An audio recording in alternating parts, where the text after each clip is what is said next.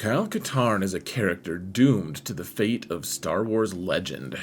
He was in 3 video games, well, technically 4, but he wasn't a playable character in the 4th.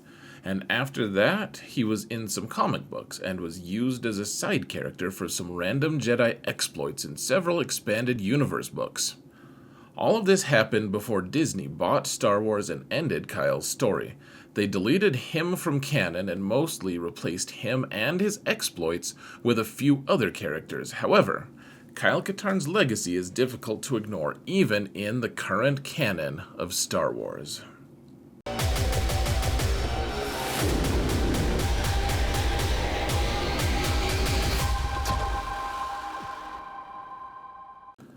Kyle started off life with his parents Morgan and Patricia Katarn.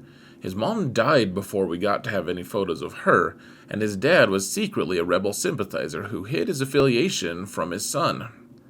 Kyle obtusely decided to join the Imperial Army, and his dad was cool with it for some reason. Then Kyle's dad was murdered by the Empire in a really unpleasant way, and Kyle was ordered to kill an attractive rebel, and in the face of these 2 unbearable circumstances, ditched the Imperials and became a fugitive. The attractive rebel's name was Jan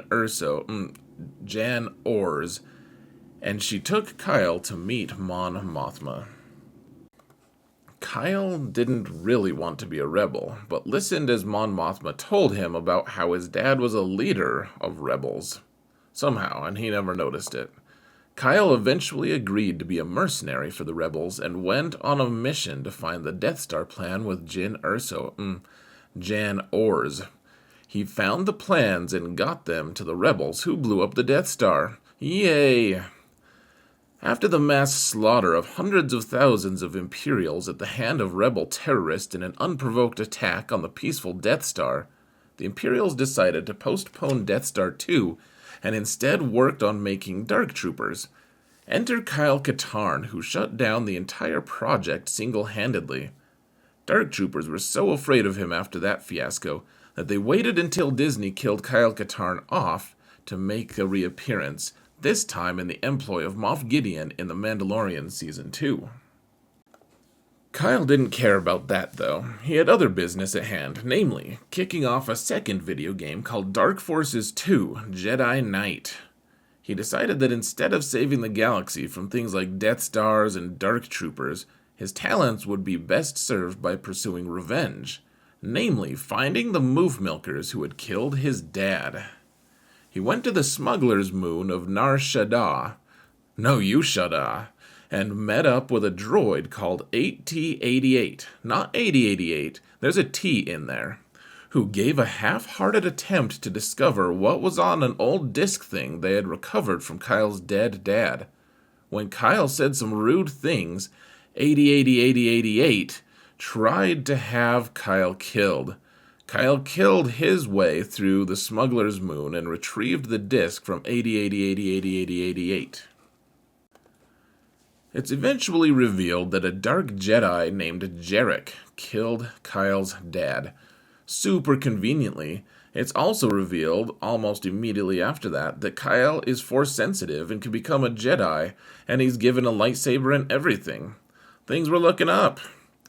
Kyle has to slaughter his way through several Imperials and Dark Jedi, nearly turning to the dark side himself before deciding that he'd rather not have to get creepy face tattoos, and then kill Jarek in the Valley of the Jedi, which is the place you're both looking for the whole game.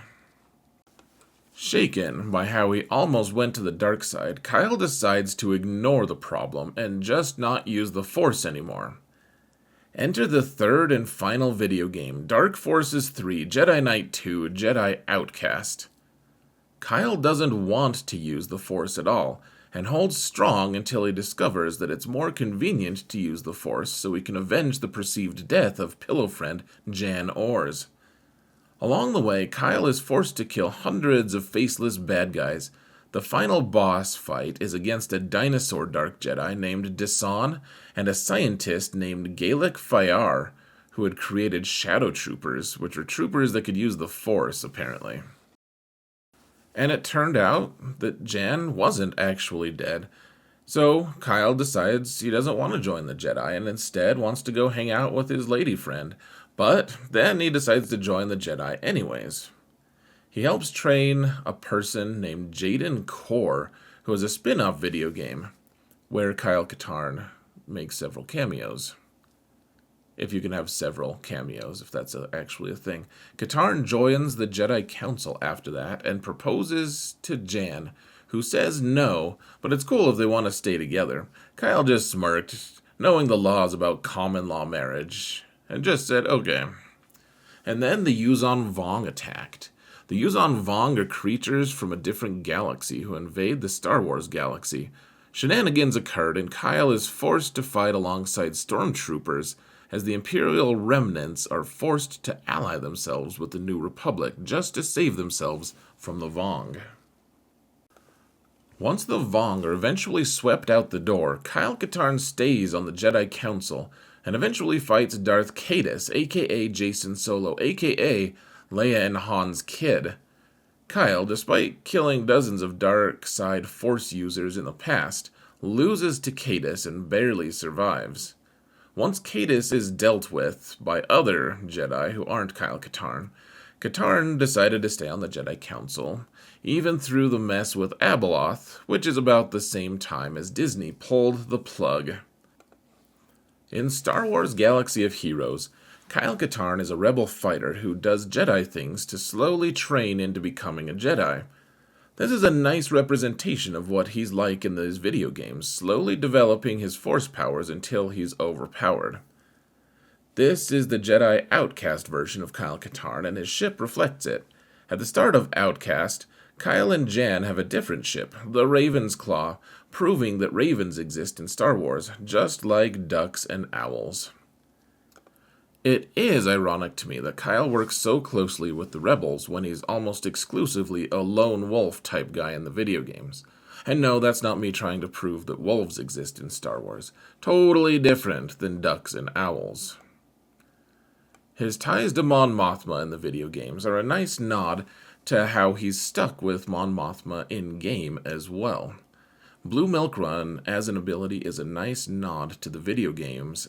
If you want to use him in a different squad, he can go with Grumpface Luke well enough, though he's best with Rebel fighters, mod for offense and potency, and use his basic ability during his turn for ability block when needed. Make him at least 280 speed, and he'll end up being an effective 400 speed after he gains turn meter from his other abilities. Kyle Katarn and Jan Ors are kind of subsumed by Jyn Erso in the movies. Similar name to Jan Ors, Jyn Erso is now the person to retrieve the Death Star plans, not Kyle. That wasn't quite enough, however. The galaxy was kind of missing a lone wolf, one-man army level Jedi whose names made K sounds, so instead of Kyle Katarn, we now have Cal Kestis. Did you know that once Kyle Katarn kissed Cal Kestis because Cal Kestis called Kyle Katarn a Whoa. Let's end this here.